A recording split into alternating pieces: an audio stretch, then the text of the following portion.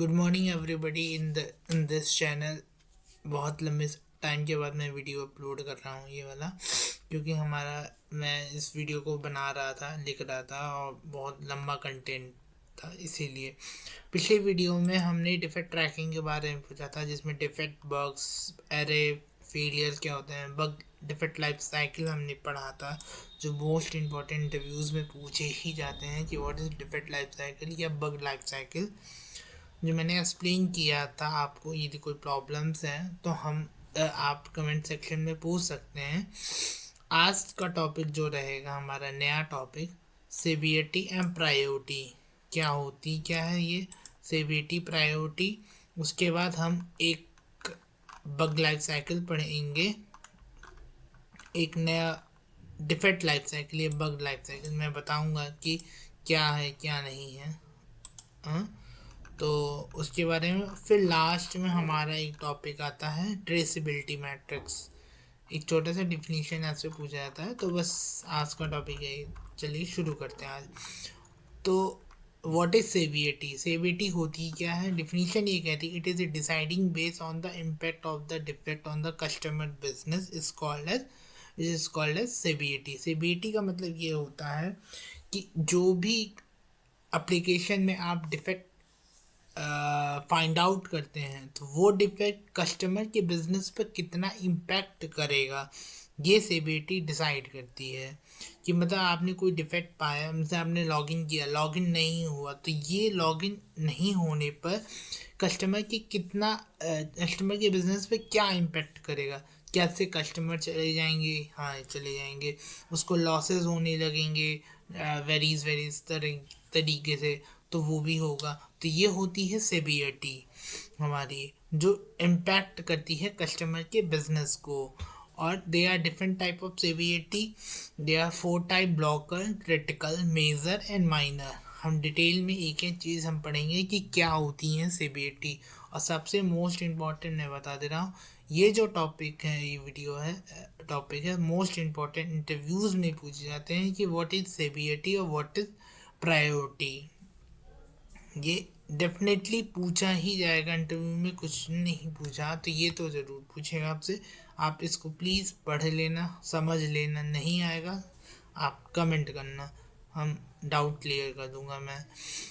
तो हम पढ़ते हैं ब्लॉकर डिफेक्ट क्या होता है। Blocker defect: if there any defect in the software and 100% sure that it will affect the customer business and also if it block the test engineer from the testing the software, this kind of defect is called as blocker defect.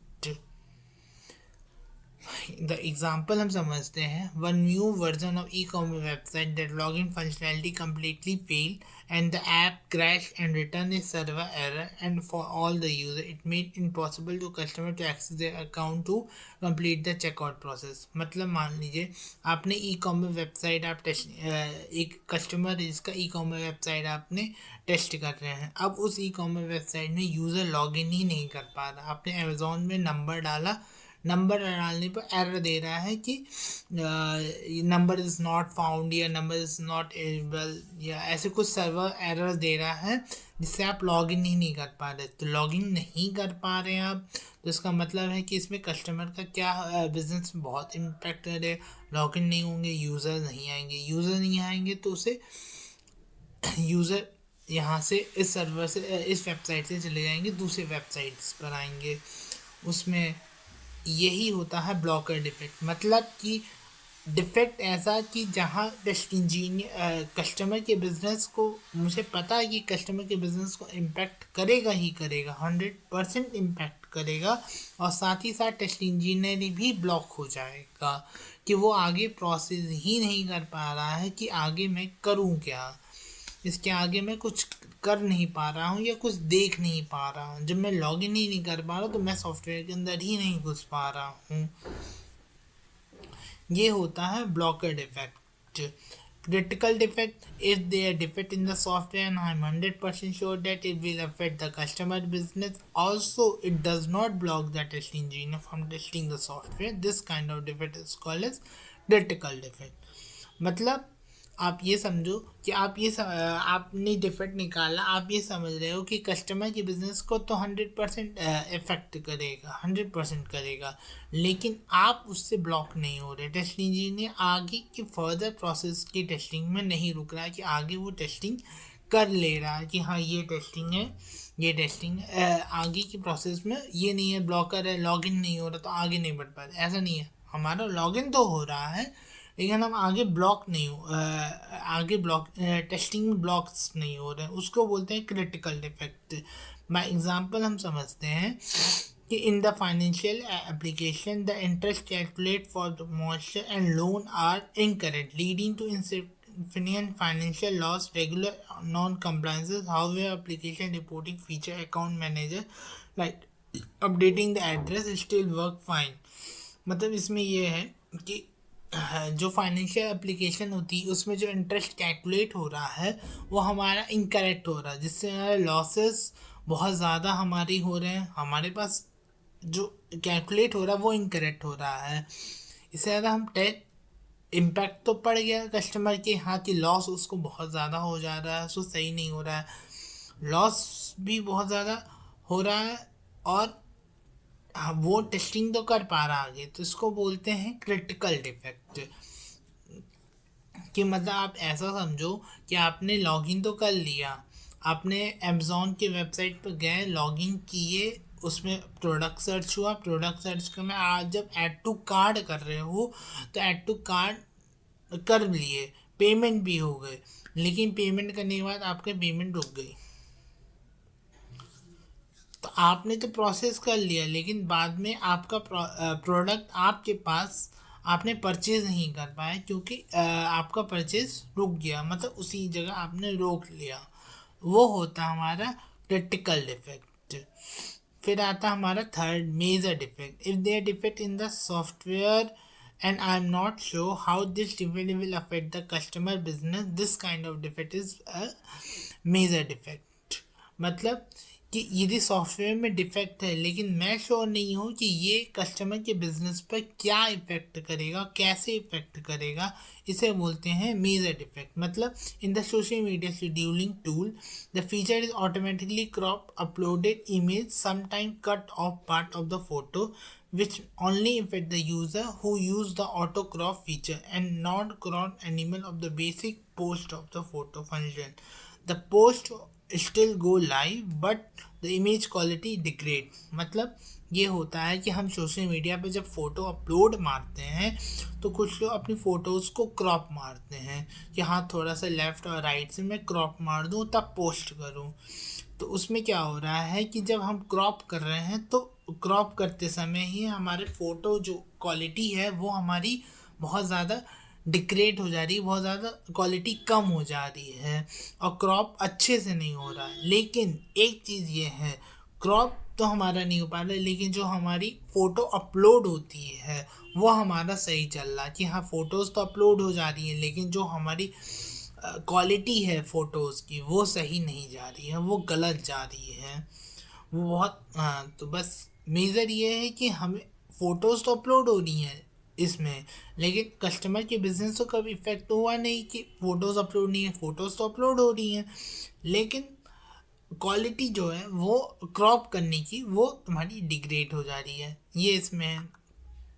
अब final चौथा हमारा last major defect, sorry यहाँ पर कुछ गलत हो गया, ये होगा माइनर, हाँ ठीक, minor defect. If they are defect in the application and 100% sure that it will not affect the customer business, this kind of defect is called a minor defect।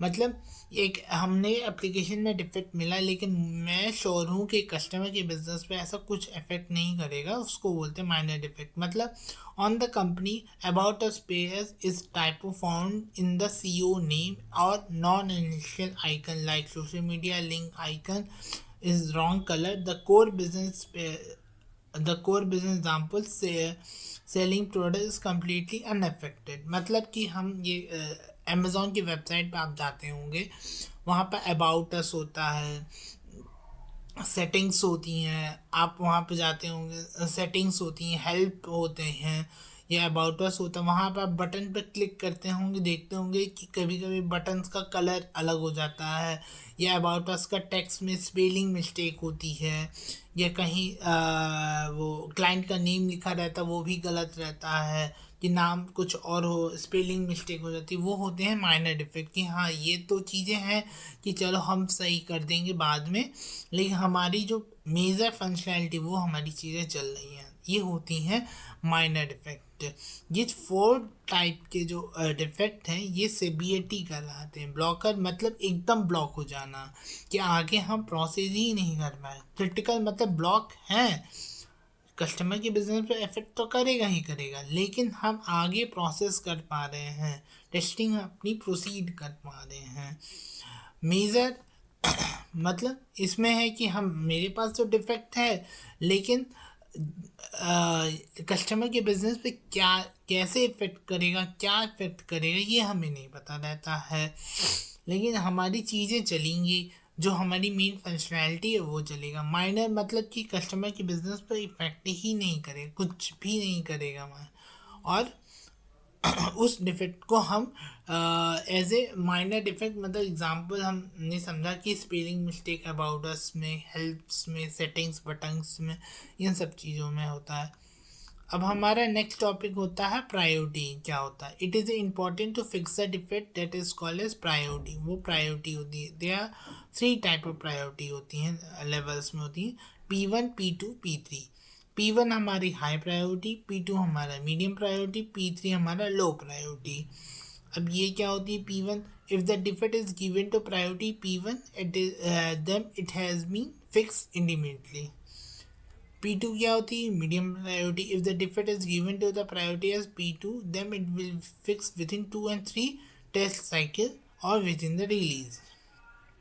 P3 if the defect is given to priority as P3 sorry then it will be fixed within the 2 and 3 test cycle.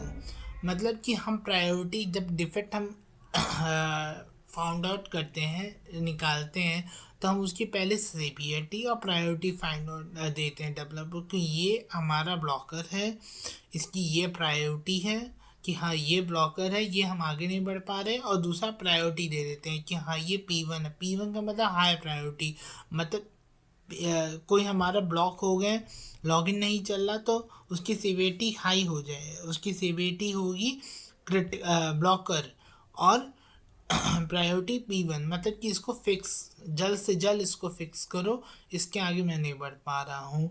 P2 की priority मतलब यदि कोई defect में तुमने P2 दे दिया तो वो वो 2 या 3 टेस्ट साइकिल के अंदर फिक्स हो जानी चाहिए, या विद इन द रिलीज हो जाना चाहिए।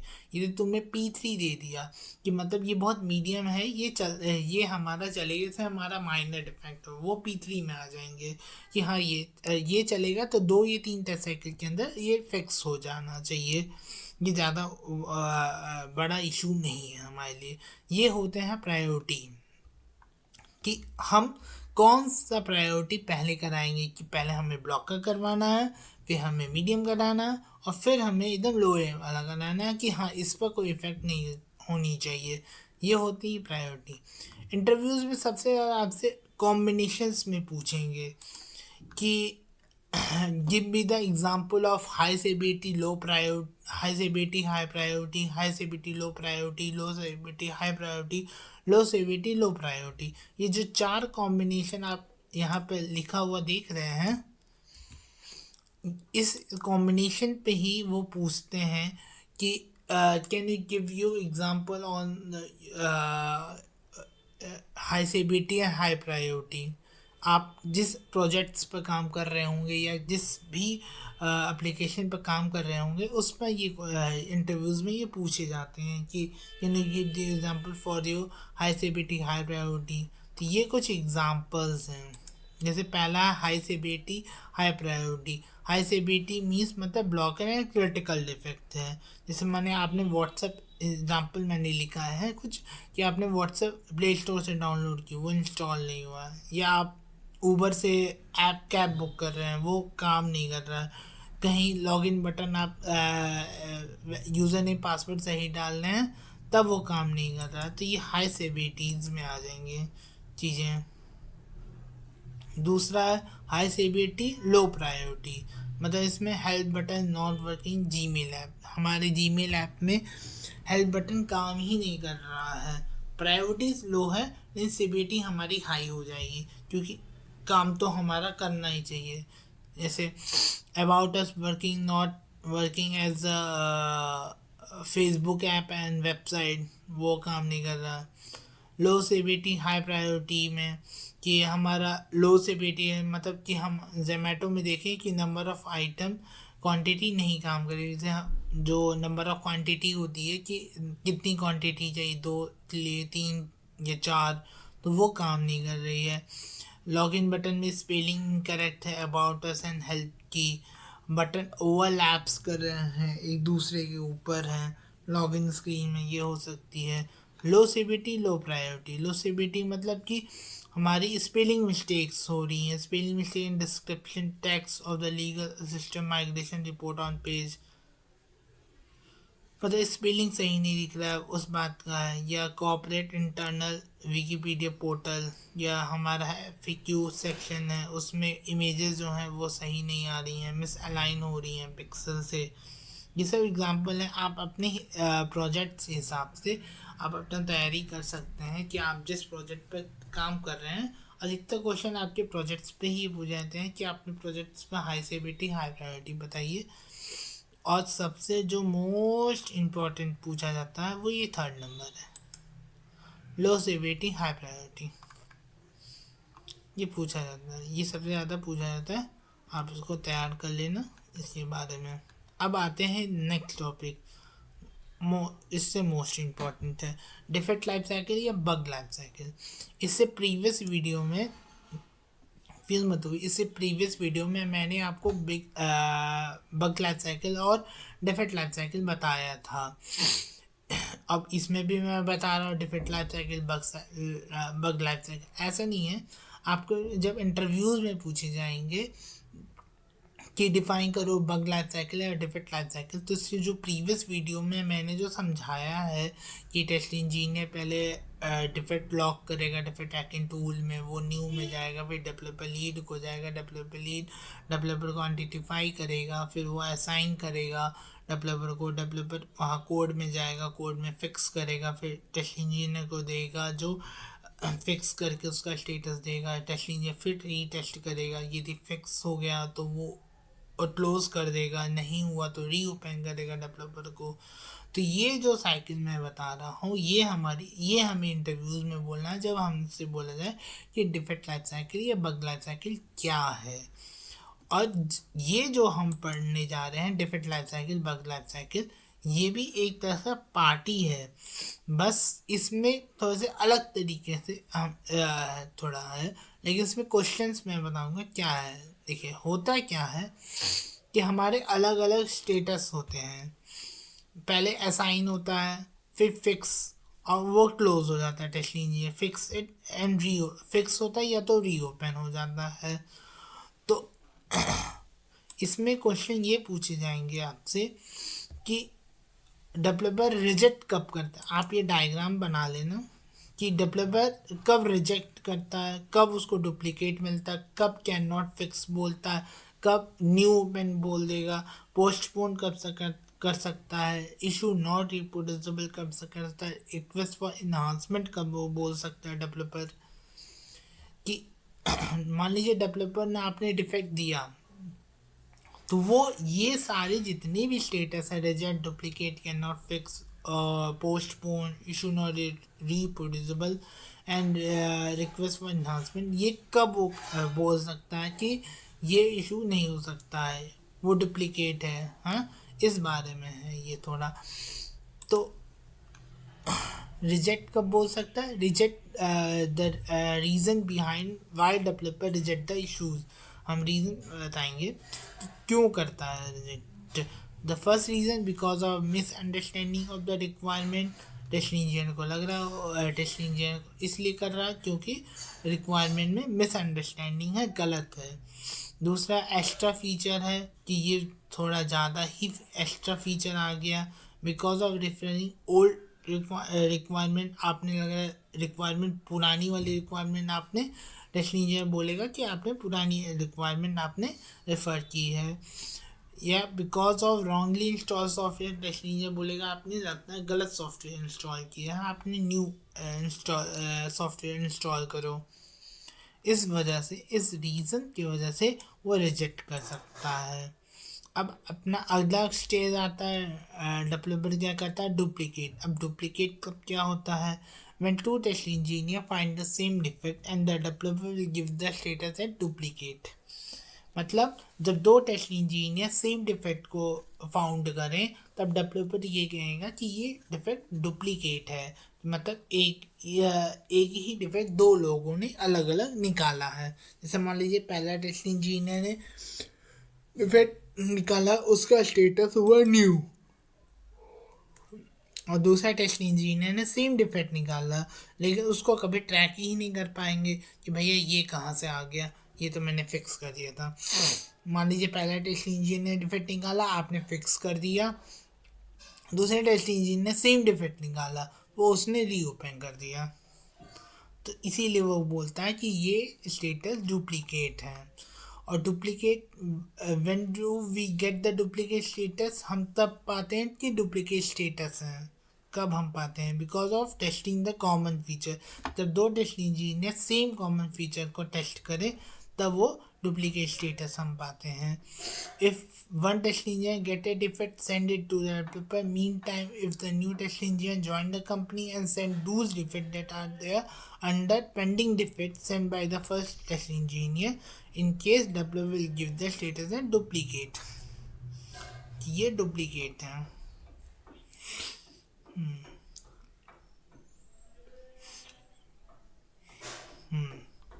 तो इस वजह से हमें डुप्लीकेट स्टेटस मिलते हैं कि जब हम कॉमन फीचर टेस्टिंग करते हैं या एक टेस्ट इंजीनियर कोई डिफेक्ट पाता है वो डेवलपर को भेजता है, फिर दूसरा टेस्ट इंजीनियर सेम डिफेक्ट को सेंड करने लगता है, तब वो उसे डुप्लीकेट स्टेटस में डालता है।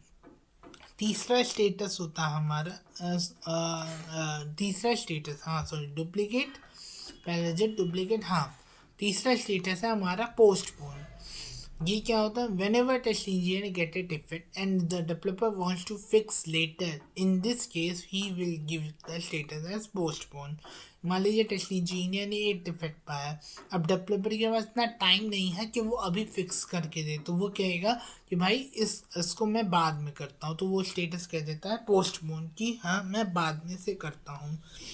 Y do we get the postpone status, हम क्यों पाते हैं पोस्टपोन स्टेटस?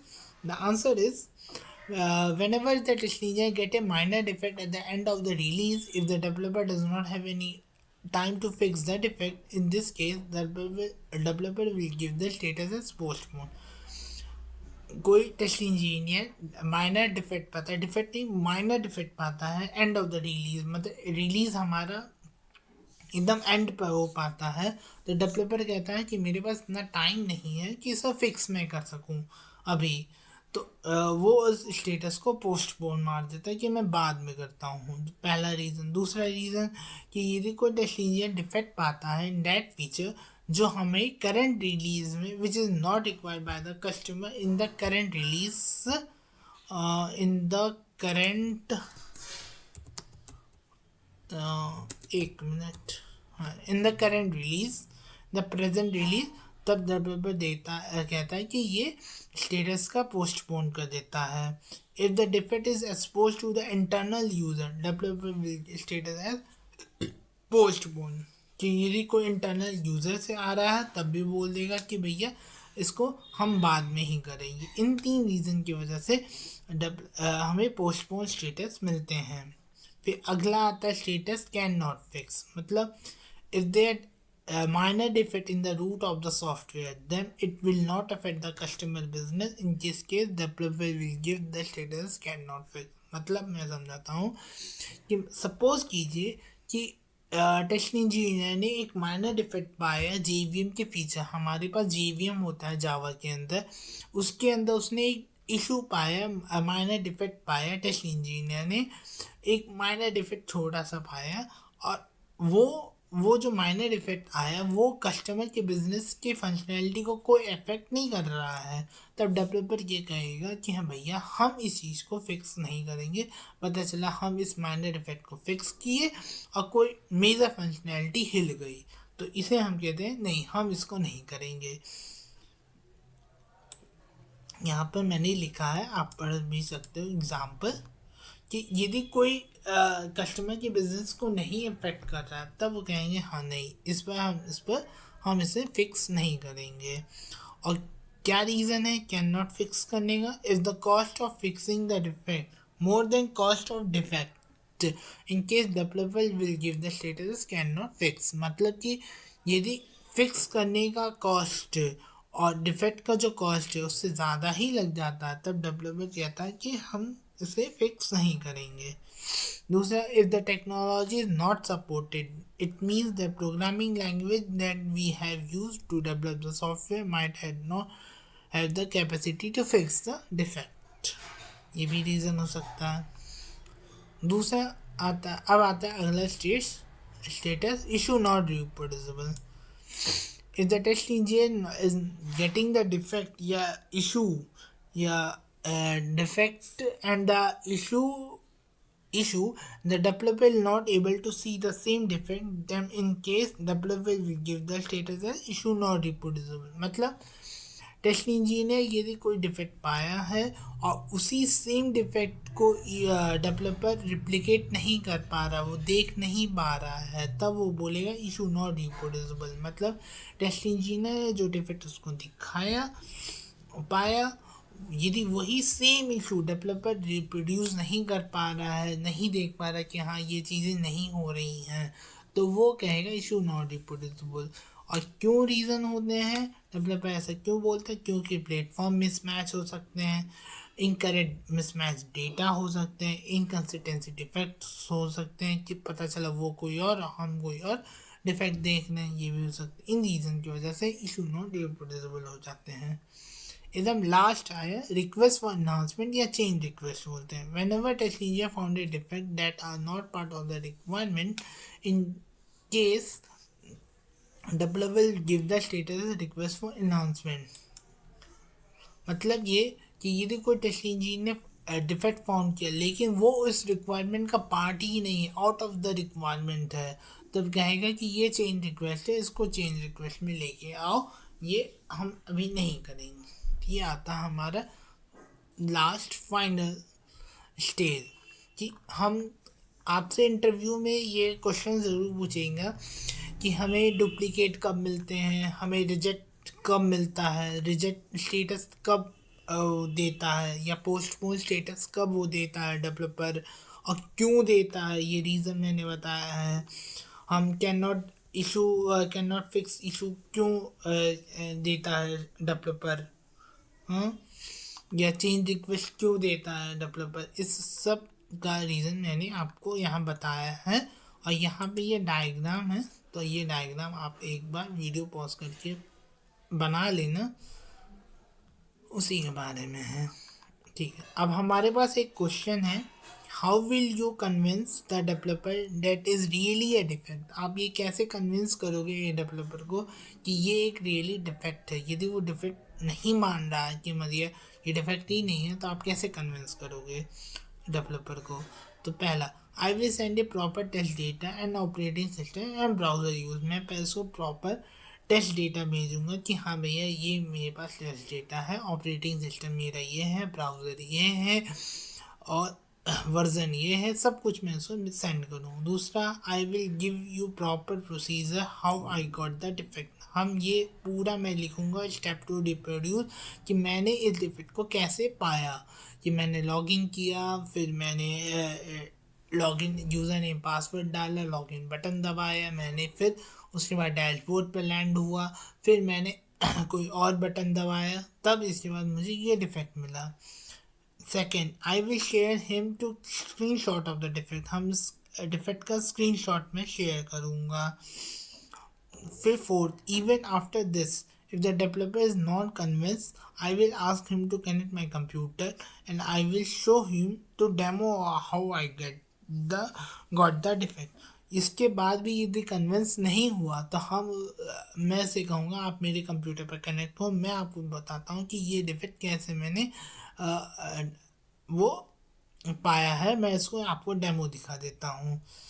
ठीक, ये ये क्वेश्चन आपसे कभी कभी इंटरव्यूज में पूछे जाते हैं, तो इसको आप प्लीज़ पढ़ लेना। लास्ट टॉपिक है ट्रेसेबिलिटी मैट्रिक्स। इसको बोलते हैं सीआरएम में ट्रस्ट रेफरेंस मैट्रिक्स या आरटीएम रिक्वायरमेंट ट्रेसेबिलिटी मैट्रिक्स ये है। तो ये बोलता क्या है, it is a document which ensure that each and every requirement is having at least one test cases. ये एक ऐसा डॉक्यूमेंट है जहाँ हर एक रिक्वायरमेंट के लिए एक टेस्ट केसेस होना ज़रूरी है। इसका एडवांटेज क्या है कि each and every it ensure that each and every requirement having at least one test cases, it indirectly ensure that we are testing the application at least once. मतलब हर एक रिक्वायरमेंट के लिए हमारे पास एक टेस्ट केसेस होना चाहिए। दूसरा, keep the traceability from high level requirement to automation script. ये चीज़ें हैं ट्रेसेबिलिटी मैट्रिक्स में कि हम हर रिक्वायरमेंट के लिए एक टेस्ट केसेस होना ज़रूरी है। इसको बोलते हैं ट्रेसेबिलिटी मैट्रिक्स। कभी कभी आपको बोला सीआरएम क्या है, आरटीएम क्या है, तो कंफ्यूज मत हो ना, वो ट्रेसेबिलिटी मैट्रिक्स से ही पूछ रहे हैं आपसे। ये हमारे आज पूरी वीडियो में यही था। ये टॉपिक थोड़ा बड़ा है और इसको आप पढ़ना समझना, तब आप मुझे बताना। आज के लिए वीडियो इतना ही। Thank you.